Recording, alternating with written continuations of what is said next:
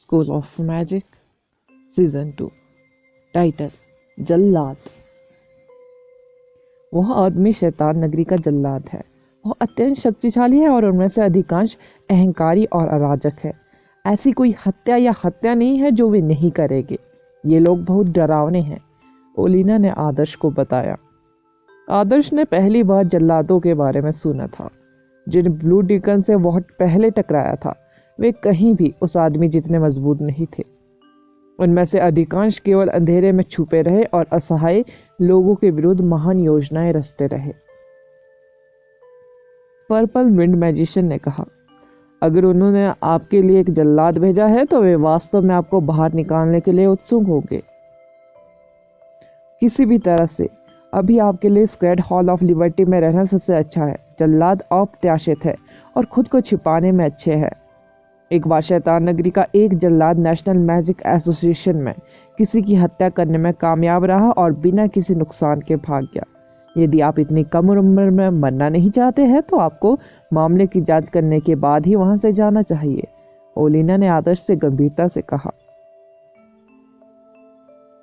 स्क्रेड hall of liberty के उनके senior भी क्रोधित थे। शैतान नगरी अपने शहर में परेशानियां फैलाने के लिए काफी साहसी था।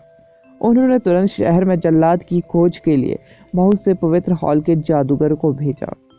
हालांकि किसी कारण से आदर्श को लग रहा था कि वे कोई अच्छी खबर वापस नहीं लाएंगे। यदि जल्लाद ऐसी जगह पर आने का साहस करता है तो उसे आश्वस्त होना चाहिए कि वह पकड़ा नहीं जाएगा। जैसा कि उसने सोचा था, पवित्र हॉल के जादूगरों को 3 दिनों तक शहर की खोज करने के बावजूद जल्लाद का कोई निशान नहीं मिला। आदर्श के लिए जीवन भर स्क्रेड हॉल ऑफ लिबर्टी में रहने का कोई मतलब नहीं था।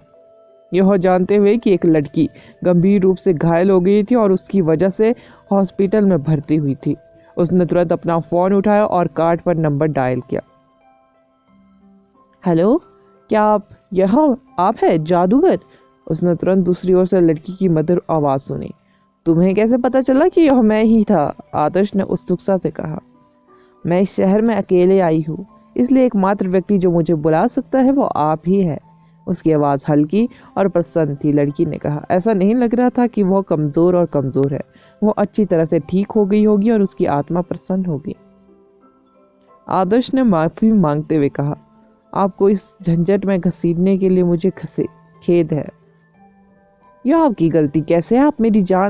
आपने मेरी जान बचाई। तो क्या आपने उस आदमी को पकड़ लिया? लड़की ने पूछा। अभी तक नहीं, मुझे लगता है कि वह खुद को छिपाने में अच्छा है, आदर्श ने कहा। यह ऐसा है, लेकिन मुझे लगता है कि मैंने उसे पहले भी देखा है, लड़की ने कहा। आप उससे मिले थे? आदर्श ने उत्सुकता से पूछा। मैं उन लोगों को याद रखूंगी जिनमें मैं मेकअप या भेष बदलने के बावजूद मिली हूँ। मैं उसका उपमान नाम भी जानती हूँ, लड़की ने कहा। आखिर कैसे? आपके आने से लगभग 10 मिनट पहले वो ड्रिंक खरीदने आया था। वहाँ बहुत सारे गेस्ट थे, इसलिए मैंने उसका उपनाम पूछा ताकि मैं उसके ऑर्डर पर इसे लिख सकूं। उन्होंने बिना किसी हिचकिचाहट के सीधे मुझे एक उपनाम बता दिया। मुझे ऐसा लगता है जैसे वो इसे छिपाने की कोशिश नहीं कर रहा था। मुझे लगता है कि उसके जैसे शक्तिशाली और दुष्ट जादूगर ने कभी यह उम्मीद नहीं की होगी कि मैं उसे याद रखूंगी, लड़की ने आदर्श से कहा। आदर्श प्रबुद्ध था। उसे उम्मीद नहीं थी कि जिस लड़की को उसने खुद को घायल करने की कीमत पर बचाया था वो इतनी चौकस व्यक्ति होगी। बहुत बढ़िया। क्या आप उसके स्वरूप का विस्तार वर्णन से कर सकती हो? मैं किसी से उसकी जांच करने के लिए कहूँगा। आदर्श ने तुरंत सर्वोच्च चुटकी से संपर्क किया। चुटकी एक हंटर थी। इस प्रकार जब वह चित्र बनाने की बात आती थी तो वह काफी एक्सपर्ट थी। वह लड़की के विवरण से उस आदमी का हुलिया जानने लगी। क्या आपको लगता है कि उसका सरनेम असली है? आदर्श ने चुटकी से पूछा। कॉफी गर्ल के अनुसार यह संभवतः उसका वास्तविक सरनेम है या एक सरनेम है जिसे वो हमेशा अपने भेष के रूप में उपयोग करता है। उनमें से कोई भी मेरे लिए उसका शिकार करने के लिए काफ़ी अच्छा है। मुझे एक सेकंड दीजिए, मैं न्यूयॉर्क पुलिस विभाग के डेटाबेस से लिंक कर दूंगी। उनके पास वहाँ के अपराधियों के डेटा का बेहतर संग्रह होना चाहिए, चुटकी ने कहा। ड्यूक की हवेली के बगीचे में एक सार्वजनिक कार्यकर्ता की वर्दी में एक आदमी बारिश में गिरे हुए पत्तों को साफ कर रहा था। उसने रेन कैप पहन रखी थी और थोड़ा कोबड़ा था। वह काफी कमजोर लग रहा था। पूरे शहर के पवित्र हॉल के जादूगर आपको ढूंढ रहे हैं और फिर भी आप इतनी लापरवाही से यहाँ पत्तियां झाड़ रहे हैं। आपकी कितनी हिम्मत है। एक युवा लड़का जिसकी उम्र लगभग 16 वर्ष के आसपास लग रही थी सफाई कर्मी के पास गया। उनकी चमकदार पर्पल आंखों में एक अनोखा आकर्षण था और उनके मिश्रित रक्त चेहरे पर एक पश्चिमी व्यक्ति की स्पष्ट और परिभाषित चेहरे की विशेषताओं के साथ एक एशियाई की सुंदरता थी जो उन्हें एक राजकुमार आकर्षक बनाती थी। सबसे खतरनाक जगह वास्तव में सबसे सुरक्षित जगह है। कार्यकर्ता ने अपनी निगाहें थोड़ी ऊपर उठाई। उसका तेज जबड़ा पर्पल आंखों वाले युवा लड़के की ओर इशारा कर रहा था। आपने अच्छा किया। पर्पल आंखों वाला युवा लड़का मुस्कुराया। यह लंबे समय से इतना रोमांचक नहीं रहा है। मुझे याद है कि स्क्रेड हॉल मैजिशियन के साथ मेरी आखिरी मुलाकात लगभग 12 साल पहले हुई थी। मुझे लगता है कि वे उतने ही बेकार हैं जितने पिछले 10 वर्षों के दौरान थे, सफाई कर्मी ने कहा। चिंता मत करो, हम आपकी ओर से उन्हें पहले ही सम्मान दे चुके हैं, लेकिन मैं कन्या राशि का हूँ, इसलिए मुझे पसंद है कि सब कुछ पूरी तरह से किया जाए, पर्पल आंखों वाले युवा लड़के ने कहा। आप इस तथ्य का जिक्र कर रहे हैं कि मैंने उसे सड़क पर नहीं मारा? सफाई कर्मी ने पूछा। हाँ, ऐसा लगता है कि सलान को उस बच्चे में बहुत दिलचस्पी है। यह काफ़ी अच्छा है अगर हम उसे मार सके, लेकिन अगर हम उसे जिंदा अपने साथ ला जा सके तो मेरा मानना है कि सलान आपको एक शानदार उपहार देने की योजना बना रहा है, ब्लू आइज वाले लड़के ने कहा। मैं हत्या करना पसंद करता हूँ। चिंता मत करो, एक बार स्थिति सुधरने पर बहुत अधिक समय तक जीवित नहीं रहेगा, सफाई कर्मी ने घोषणा की। फिर मैं इसे आप पर छोड़ दूंगा। जल्लाद, हम आज रात को चले जाएंगे। कृपया 12 साल पहले किए गए उपकार के लिए सलान के प्रति अपना आभार व्यक्त करें, सफाई कर्मी ने कहा। मैं करूंगा, लड़के ने कहा। स्क्रेड हॉल ऑफ लिबर्टी के बैठक कक्ष में 10 स्क्रेड हॉल मैजिशियन मेज पर बैठे थे। उनकी आंखें स्क्रीन पर उभरे हुए बड़े चेहरे को घूर रही थी। यह बकवास है। मुख्य स्थान पर बैठा स्क्रेड हॉल मैजिशियन गुस्से से अपने पैरों पर खड़ा हो गया। मैंने अपनी जांच से यही सीखा है। आप इस पर विश्वास करना या ना करना चुन सकते हैं, लेकिन आप जो सोचते हैं उससे मेरा कोई लेना देना नहीं है, आदर्श ने कहा। ओलिना मेज के बीच में बैठ गई। उसे परिणाम पर विश्वास करना भी कठिन लगा। आदर्श ने अपनी जांच में जो आदमी पाया वह काफी चौंकाने वाला था, क्योंकि वह एक पवित्र हॉल मैजिशियन था जिसे लगभग 10 साल पहले बर्खास्त कर दिया गया था। उस आदमी का नाम फिलिप था। वह लगभग 20 साल पहले स्क्रेड हॉल ऑफ लिबर्टी में शामिल हुआ था। वह एक आइस मैजिशियन था, लेकिन उसकी एक गलती के कारण उसे स्क्रेड ऑफ लिबर्टी द्वारा निष्कासित कर दिया गया था। तब से वह गायब हो चुका था। उस व्यक्ति की शक्ल और सरनेम चुटकी की जांच में बिल्कुल फिट बैठता है। सबसे महत्वपूर्ण बात यह है कि उसने बहुत समय पहले आइस डोमेन पर महारत हासिल कर ली थी और उसके डोमेन का प्रभाव 500 मीटर के क्षेत्र में ओले गिराने में था। यदि यह विशेषता नहीं होती तो आदर्श स्क्रेड हॉल ऑफ लिबर्टी में अपने निष्कर्षों को प्रकट करने की हिम्मत नहीं करता। आखिरकार यह बेहद अपमानजनक था कि शैतान नगरी का जल्लाद एक बार एक पवित्र हॉल मैजिशियन था। उनकी पवित्र संहिता और संगठन के साथ कभी विश्वासघात न करने की प्रतिज्ञा कोरी बकवास के अलावा कुछ नहीं थी। कैप्टन, मैं वास्तव में आपको कुछ दिन पहले बताना चाहता था, लेकिन चूंकि मुझे उस आदमी का चेहरा स्पष्ट रूप से देखने को नहीं मिला, इसलिए मैं उस पर झूठा आरोप नहीं लगाना चाहता था। जल्लाद वास्तव में फिलिप जैसा दिखता है और वो मुझे भी पहचानता है। मेरे आते ही वह चला गया, पर्पल विंड मैजिशियन ने गहरी आवाज में कहा।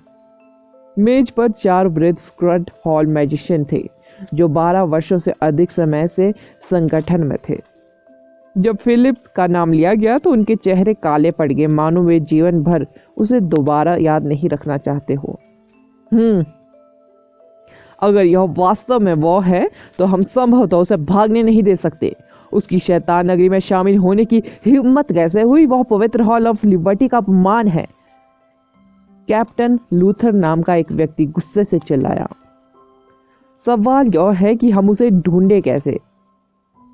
मुझे डर है कि यह सचमुच मुश्किल होने वाला है। फिलिप गुप्त मिशनों को अंजाम देने में माहिर है। वह अपने मानसिक तत्वों से किसी भी दृष्टि को बाधित करने में सक्षम है और वह लोगों के दिमाग को चकमा देने में भी महान है।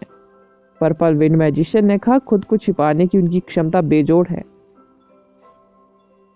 बस कुछ छोटी मोटी तरकीबें। आप सभी यहाँ बैठकर जंग खाना बंद करें, दूसरों के साथ बाहर निकले। जब तक वह न्यूयॉर्क में है, हमसे दूर भागने का कोई रास्ता नहीं है। उनके जैसे व्यक्ति को मशाल पर रखा जाना चाहिए ताकि स्टैच्यू ऑफ लिबर्टी की पवित्र फ्लेम्स उनके भ्रष्ट शरीर और आत्मा को शुद्ध कर सके, कैप्टन लूथर ने कहा। न्यूयॉर्क हवाई अड्डे पर 2 चोटियों वाली एक प्यारी सी लड़की अकेले ही एक सूटकेस खींच रही थी और धीरे धीरे कुछ सीढ़ियां चढ़ रही थी। एक्सीलेटर टूट गया था, उसका सामान काफी भारी था, इसलिए उसे ले जाने में काफी परेशानी हो रही थी। एक युवा लड़का जो प्रवेश द्वार की ओर जा रहा था, उसने अपने बगल में लाल शर्ट पहने व्यक्ति से कुछ शब्द कहे इससे पहले कि वह विनम्र मुस्कान के साथ युवा लड़की के पास पहुंचे। क्या आपको किसी मदद की जरूरत है? युवा लड़के ने विनम्रता से पूछा। चुटकी ने अपनी नजर उठाई और मिश्रित रक्त वाले युवा लड़के को देखा। वह उसकी पर्पल आईज से आकर्षित हो गई थी। इससे पहले कि चुटकी जवाब दे पाती, युवा लड़के ने भारी सामान एक हाथ से उठा लिया। यह बहुत भारी है, तुम्हारे अंदर क्या है? इसके अंदर क्या है? युवा धीरे से मुस्कुराया और उदासीन भाव से पूछा। बस कुछ इलेक्ट्रॉनिक इक्विपमेंट्स। अगर यह बहुत भारी है तो आप इसे नीचे रख सकते हैं, मैं इसे किसी व्यसक से मदद मांग लूंगी। मैं एक व्यसक हूँ? ब्लू आइज वाले युवा लड़के ने अपने दोनों हाथों का इस्तेमाल किया और धीरे धीरे चुटकी का सामान सीढ़ियों से ऊपर खींच लिया। उनकी उम्र में अधिकांश लोग जागृत नहीं हुए थे। भले ही वह एक जादूगर हो, उसका शरीर एक सामान्य लड़के से ज्यादा मजबूत नहीं होगा। युवा लड़के ने अपनी पूरी कोशिश की और आखिरकार भारी सूटकेस को सीढ़ियों के ऊपर ले आया। टॉप पर पहुंचने के बाद पहिए बस चुटकी के लिए उपकार करेंगे। उसने हैंडल को बाहर निकाला और चिकनी सतह पर आगे बढ़ती रही। अरे थैंक यू भी नहीं बोला, ब्लू आइज वाले युवा लड़के ने चुटकी पर चिल्लाते हुए कहा। थैंक यू, चुटकी ने पलट कर कहा। क्या आपके पास फोन है? हाँ है। आपका नंबर क्या है? तुम्हें यह बताने का मेरा कोई इरादा नहीं है। चुटकी अपना सिर इधर उधर किए बिना उस ओर बढ़ गई जहां कैब थी। ब्लू आइज वाले युवा लड़का लड़की की पीठ को घूरते हुए अजीब तरह से अपनी नाक रगड़ रहा था। लाल शर्ट वाला आदमी आया और मुस्कुराते हुए बोला, यह काफी निराशाजनक है ना? बस थोड़ा सा। मैं तुम्हारे लिए उसका अपहरण कर लूंगा। क्या मैं उस तरह का हूँ जिसे एक छोटी लड़की का दिल जीतने के लिए वास्तव में उस हद तक जाने की जरूरत है? ब्लू आइज वाले युवा लड़के ने कहा। उस आदमी ने कुछ देर तक सोचा, फिर आत्मविश्वास से सिर हिलाया और कहा, आप है? युवा लड़के ने अपनी आंखें घुमाई और अपने रास्ते पर चलता रहा। क्या जल्लाद को यहाँ न्यूयॉर्क में अकेला छोड़ना ठीक है? वह इसे संभाल सकता है। School of magic season 2। Title soul attraction net. Liberty द्वीप पर नीले फर वाला एक राक्षस भेड़िया एक भारी सूटकेस ले जा रहा था जब वह सुस्त अभिव्यक्ति के साथ स्क्रेड हॉल ऑफ लिबर्टी के सामने चौक पर पहुंचा। क्या आप मुझे यह बताने की कोशिश कर रहे हैं कि आप एक लड़ाकू भेड़िया है और आप यह घोड़ा या ऊंट नहीं है? आदर्श ने तुरंत स्विफ्ट स्टार वुल्फ की आंखों के माध्यम से उसके दिमाग को पढ़ लिया। स्विफ्ट स्टार वुल्फ ने तुरंत सिर हिलाया, फिर भी इससे उसकी किस्मत में जरा भी बदलाव नहीं आया। चुटकी का सामान उस कमरे में रखने के बाद जिसे स्क्रेड हॉल ऑफ लिबर्टी ने उसके लिए तैयार किया था, आदर्श और चुटकी लिबर्टी द्वीप के चारों ओर दौरे पर गए। स्क्रेड हॉल ऑफ लिबर्टी के लोगों ने आदर्श की सुरक्षा की गारंटी के लिए उसके द्वीप पर रहने की व्यवस्था की थी। यदि किसी राष्ट्रीय टीम के प्रतिनिधि की उनके क्षेत्र में हत्या कर दी गई तो स्क्रेड हॉल ऑफ लिबर्टी पूरी तरह से शर्मिंदा हो जाएगा। चीन का प्रतिनिधित्व करने वाला मैजिक एसोसिएशन निश्चित रूप से उन्हें फटकारेगा। अनावश्यक हताहतों से बचने के लिए स्क्रेड हॉल मैजिशियन को यह पता चलने से पहले कि जल्लाद कहाँ है, आदर्श को कहीं भी जाने की अनुमति नहीं थी। जल्लाद बहुत ही क्रूर था। उसने सड़क पर हत्या करने का साहस किया। वह निश्चित रूप से आम लोगों के जीवन को खतरे में डाल देगा। चुटकी इसलिए आई थी क्योंकि दादू आदर्श की सुरक्षा को लेकर चिंतित थे। वह डर गए थे कि आदर्श अकेले स्थिति को नहीं संभाल सकता। ऐसा प्रतीत होता है कि दादू को पता था कि फिलिप कौन था। उन्होंने जानबूझकर आदर्श को जल्दबाजी में काम ना करने की सलाह दी, क्योंकि जल्लाद न केवल अविश्वसनीय रूप से शक्तिशाली था बल्कि वह पूरी तरह से अप्रत्याशित भी था। अन्यथा दादू ने आदर्श को मदद देने के लिए चुटकी को तुरंत न्यूयॉर्क आने के लिए नहीं कहा होता। आदर्श को भी काफी असहाय महसूस हुआ।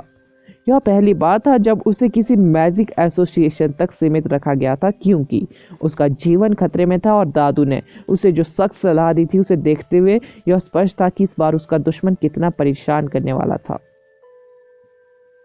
आदर्श ने चुटकी से कहा, मैं यहाँ बैठकर इंतजार नहीं करना चाहता। बहुत संभवतः जीवन भर मैजिक एसोसिएशन में छिपकर नहीं रह सका। यह मृत होने से अलग नहीं था। क्या आपने असन स्वरूप में पर्याप्त ऊर्जा एकत्र की है? चुटकी ने पूछा। बस थोड़ा सा, आदर्श ने ईमानदारी से उत्तर दिया। तब आपको अधिक धैर्य रखने की आवश्यकता है। कम से कम स्थिति पर नियंत्रण पाने से पहले आपको उतावलेपन से काम नहीं करना चाहिए। वो आदमी अंधेरे में छिपा है और निश्चित रूप से आपके सावधान रहने का इंतजार कर रहा है। यदि आप टीम के साथ अगले गंतव्यों के लिए निकलेंगे तो उन्हें पता चल जाएगा। हम किसी जल्लाद को इस तरह आपका पीछा नहीं करने दे सकते, क्योंकि इसका सीधा सा मतलब है तुम्हारा जीवन हर समय खतरे में है। हमें उसे यहाँ न्यूयॉर्क से बाहर ले जाना चाहिए, चुटकी ने कहा। आदर्श ने देखा कि चुटकी की अभिव्यक्ति कितनी गंभीर थी। उसे किसी तरह महसूस हुआ कि चुटकी का स्वभाव उससे भी अधिक खराब था। आपको उस लड़के से लड़ने के बाद उसकी ताकत से परिचित होना चाहिए, है ना? चुटकी ने पूछा। वह मजबूत है। अगर मेरी ताकत 3 आंक की गई है तो वह 10 है, आदर्श ने उसे बताया। यह एक बहुत बड़ा अंतर है। वैसे क्या लिटिल फ्लेम बेले पहले से ही विकसित नहीं हुई थी? क्या आप लिटिल फ्लेम बेले के वश में होने के बाद भी अब भी उसे मुकाबला नहीं कर पा रहे हैं? चुटकी ने पूछा। बिल्कुल नहीं। मैं शुरुआत में ही गंभीर रूप से घायल हो गया था, इसलिए मेरा शरीर लिटिल फ्लेम बेले के वश में नहीं हो सका।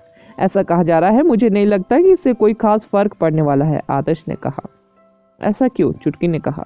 कार्यक्षेत्र। उस आदमी के पास एक बहुत शक्तिशाली आइस डोमेन है। वह हर सेकंड एलिमेंट को दबाने में सक्षम है, क्योंकि आइस एलिमेंट है। मेरे फायर स्पिलो में उनकी सामान्य शक्ति का केवल आधा हिस्सा है, आदर्श ने कहा। लड़ाई के बाद आदर्श को डोमेन के महत्व का स्पष्ट रूप से एहसास हुआ। वह व्यक्ति अपने हाथ के एक झटके से उसके शक्तिशाली स्पिलो को खत्म करने में सक्षम था। जैसे जैसे लड़ाई जारी रही, उनकी ताकत के बीच का अंतर बहुत बड़ा हो गया। दूसरे शब्दों में, यदि उस व्यक्ति के पास अपना डोमेन नहीं है तो क्या आप उसे ले पाएंगे? चुटकी ने पूछा। हाँ, मैं कर सकता था। लिटिल फ्लेम बेले पहले की तुलना में बहुत अधिक मजबूत है, जिसका अर्थ है जब वह मेरे पास आएगी तो मेरी ताकत में बहुत सुधार होगा। मैं कम से कम मेरे पास मौजूद एलिमेंटों से उसे घेर सकता हूँ। भले ही मैं उसे हरा ना सकूं, फिर भी मेरे पास मेरा अंतिम तुरुप का इक्का है, आदर्श ने कहा। हास्यास्पद मत बदबो, तुमने अभी भी असंसर्ब नहीं भरा है, चुटकी ने कहा। मैं डीमन एलिमेंट की बात नहीं कर रहा था। मेरे पास अभी भी टाइम लिक्विड का 1/3 हिस्सा बचा हुआ है। यह लिटिल फ्लेम बेले को फ्लेम बेले एक्सप्रेस में बदलने के लिए पर्याप्त है। उसका डोमेन ही उसके लड़के के आइस डोमेन को पिघला सकता है, आदर्श ने कहा। आदर्श के हाथ में वास्तव में कुछ तुरुप के पत्ते थे। यही कारण था कि वह इस बात से बहुत चिंतित नहीं था कि एक जल्लाद उसकी हत्या करने की कोशिश कर रहा था। आदर्श यहाँ रहने के लिए केवल इसलिए सहमत हुआ था क्योंकि वह निर्दोष लोगों को इस गड़बड़ी में शामिल नहीं करना चाहता था। शैतान नगरी एक हृदयहीन झुंड था। वे अपने लक्ष्य को प्राप्त करने के लिए दर्शकों को नुकसान पहुंचाने में संकोच नहीं करेंगे, लेकिन आदर्श अलग थे। चीनी लड़की को उस समय घसीटा गया जब वह अपना काम कर रही थी। सौभाग्य से लड़की सामान्य लोगों की तुलना में मानसिक रूप से बहुत मजबूत थी। यदि यह कोई और होता तो शायद उसे हॉस्पिटल जाने का रास्ता छोड़ देते। टाइम लिक्विड का प्रभाव निश्चित रूप से बहुत कमजोर होगा, क्योंकि आपने हाल ही में टाइम लिक्विड का उपयोग किया है। यह एक दुर्लभ खोज है। क्या आप निश्चित है कि आप इसे इसी तरह बर्बाद कर देंगे? चुटकी ने कहा। यह केवल अंतिम उपाय है। अगर उस आदमी को बाहर निकालने का कोई और तरीका है तो निश्चित रूप से मैं टाइम लिक्विड रखूंगा, आदर्श ने सहमति व्यक्त की। टाइम लिक्विड लिटिल फ्लेम बेले को अस्थायी रूप से उसके परिपक्व चरण में बदलने में सक्षम था। यह निश्चित रूप से आदर्श का सबसे बड़ा तुरुप का पत्ता था, उसके डीमन एलिमेंट के अलावा। लिटिल फ्लेम बेले अपने युवा चरण में एक सुपर जादूगर की तरह मजबूत थी। इस बीच जल्लाद अभी भी सुपर लेवल तक नहीं पहुंचा था। अगर उसे टाइम लिक्विड का उपयोग करना पड़े तो यह एक अतिशयोक्ति की तरह महसूस हुआ। हमारी सबसे बड़ी समस्या उसका आइस डोमेन है। यह उसके लिए बहुत ज़्यादा फायदे की बात है। दूसरा, अगर हम उसे बाहर ले जाना चाहते हैं तो स्क्रेड हॉल मैजिशियन खुद को नहीं दिखा सकते। यदि यह व्यक्ति पवित्र हॉल जादूगर हुआ करता था तो वह आसानी से देख लेगा कि पवित्र हॉल मैजिशियन कहाँ है। जैसे ही स्क्रेड हॉल मैजिशियन आएंगे वह भाग जाएगा और मौका मिलने पर दोबारा अटैक करेगा। यह केवल चीज़ों को बदतर बनाने वाला है। लूट लिया जाना नहीं था, लेकिन यह जानते हुए कि कुछ बदमाश उन्हें निशाना बना रहे हैं, हर समय अलर्ट रहना अविश्वसनीय रूप से थका देने वाला था। हर समय अलर्ट रहना एक बड़ी यातना थी। इस प्रकार चुटकी सही थी कि उन्हें यहाँ न्यूयॉर्क में शैतान नगरी के जल्लाद से निपटना था। यह संभावना नहीं थी कि शैतान नगरी के पास शक्तिशाली जादूगरों की अंतहीन आपूर्ति थी। जल्लाद को बाहर निकालने से आदर्श कुछ समय के लिए सुरक्षित रहेगा। मैं उसके डोमेन की देखभाल करने में सक्षम हो सकता हूँ। जब दोनों चीजों पर चर्चा कर रहे थे तो नंदिनी ने बीच में कहा। उसने आदर्श की ओर देखा, जिसने पीछे मुड़कर उसकी ओर देखा। मैं इसे संभालूंगा, आदर्श ने कहा, और आखिरकार पिछली बार की तरह कुछ हिमलंबों में फंस गए। नंदिनी ने बदले में पूछा। वह एक दुर्घटना थी, उसने मुझे आश्चर्यचकित कर दिया। आदर्श, हीरो बनने की कोशिश करना बंद करो। मैं आहान, तुम्हें मारने की कोशिश करने वाले किसी भी व्यक्ति को कभी माफ नहीं करूंगा। हमले ने सभी को आश्चर्यचकित कर दिया, और न केवल आप घायल हुए, हम उसके आइस डोमेन से भी अलग हो गए। अगर उस आदमी के दोबारा आने पर हम अच्छी तरह से तैयार हो तो वो अपना रास्ता नहीं बना पाएगा। आहान गंभीर लग रहा था, अंदर चला आया। चलो इस बार मिलकर काम करें। हम रेनू को भी हमारे साथ आने के लिए कहेंगे। वह मानसिक एलिमेंट की एक्सपर्ट है। वह हमें उसके मानसिक तत्वों से बचा सकती है। दूसरी ओर कैलेगिरी हॉस्पिटल। चीनी लड़की हाथ में फोन लेकर बिस्तर पर झुकी हुई थी। वह इंटरनेट पर दिलचस्प लेख ब्राउज कर रही थी। वह जल्दी से ठीक होने में कामयाब रही, क्योंकि स्क्रेड हॉल ऑफ लिबर्टी के एक हीलर को उसके ठीक होने का प्रभारी बनाया गया था। कुछ निगरानी के बाद उन्हें जल्द ही हॉस्पिटल से छुट्टी दे दी जाएगी। हालांकि वह हॉस्पिटल में बेहद ऊब चुकी थी, क्योंकि उसके पास बात करने के लिए कोई दोस्त नहीं था। कमरे का दरवाजा धीरे से खुला और नकाब पहने एक सफाई कर्मी अंदर आया। सफाई कर्मी यहाँ है, मैं पहले बाहर जाऊंगी। यदि आपको किसी हेल्प की आवश्यकता हो तो बस घंटी बजाए। अच्छा आराम करें और फोन ज्यादा ना खेले। नर्स अपने पैरों पर खड़ी होगी। चीनी लड़की ने सिर हिलाया। हालांकि जब उसकी नजर सफाई करने वाले आदमी पर पड़ी तो वह कांप उठी। 15 साल की उम्र से ही चीनी लड़की की याददाश्त और लोगों को पहचानने की क्षमता काफी उत्कृष्ट थी। वह जिस भी व्यक्ति से मिली उसे स्पष्ट रूप से याद था, तब भी जब उसने पहले केवल उनकी आंखों को देखा था। वो अंदर आए सफाई कर्मी की केवल आंखें और आधी नाक ही देख सकी, फिर भी वह उसे पहचानने में सफल रही। वह व्यक्ति था जो सड़क पर आदर्श को मारने की कोशिश कर रहा था। वह इसके बारे में बेहद आश्वस्त थी। चीनी लड़की ने नर्स को अलर्ट करने की कोशिश की, लेकिन जब उसे याद आया कि वह आदमी एक शक्तिशाली जादूगर था तो उसने ऐसा ना करने का फैसला किया। उसे डर था कि वह उसे तुरंत मार डालेगा और वह नर्स को भी खतरे में डाल सकती थी। अंकल, आज आप जल्दी आ गए। कमरा काफी साफ है, आपको ज्यादा सफाई करने की जरूरत नहीं पड़ेगी। चीनी लड़की ने अपना सिर नीचे कर लिया। उसने अपना फोन दबाते हुए क्लीनर से लापरवाही से बात करने का नाटक किया। जरूर, क्लीनर ने कर रहा उठा। उसने नर्स की ओर देखा और पुष्टि की कि वह कमरे से बाहर चली गई है। क्या आप मुझ पर एक एहसान कर सकते हैं और बाथरूम से कुछ ले आ सकते हैं? मुझे एक एहसान मांगने वाला होना चाहिए। क्या आप अपनी उंगलियां हिला सकते हैं और उस बच्चे को बुला सकते हैं जो पिछले दिन बमुश्किल जीवित बचा था? क्या आप कृपया उनसे आपसे मिलने के लिए कह सकते हैं? क्लीनर ने अपना मुखौटा उतार दिया, जिससे उसका तेज चेहरा सामने आ गया। इस बीच उसकी आंखों से एक अजीब सी झिलमिलाहट निकली जो लड़की के दिमाग में 2 तलवारों की तरह घुस गई। चीनी तुरंत स्तब्ध रह गई। कुछ सेकंड बाद उसका चेहरा शून्य हो गया। ठीक है, चीनी लड़की का नाम तनुजा था। तनुजा ने अपनी उंगलियां और धुंधली चेतना के साथ अपने फोन पर नंबर डायल शुरू कर दिया। जल्लाद फिलिप मुस्कुराया। वह जानता था कि उस बच्चे ने लड़की को अपना नंबर दिया होगा। वो आसानी से बच्चे को फुसलाने के लिए लड़की का इस्तेमाल कर सकता था। स्क्रेड हॉल के लोगों को कभी उम्मीद नहीं थी कि वह पहले से ही हॉस्पिटल में जाल बिछा रहा था।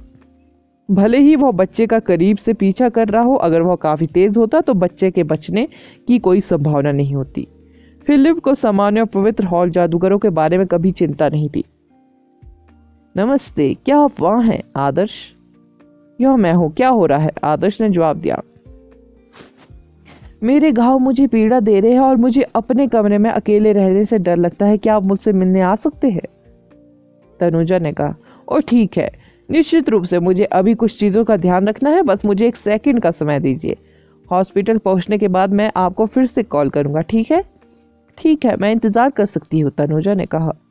आदर्श द्वारा कॉल रखने के बाद आहन ने सोचा कि आदर्श बहुत खुश होने वाला है।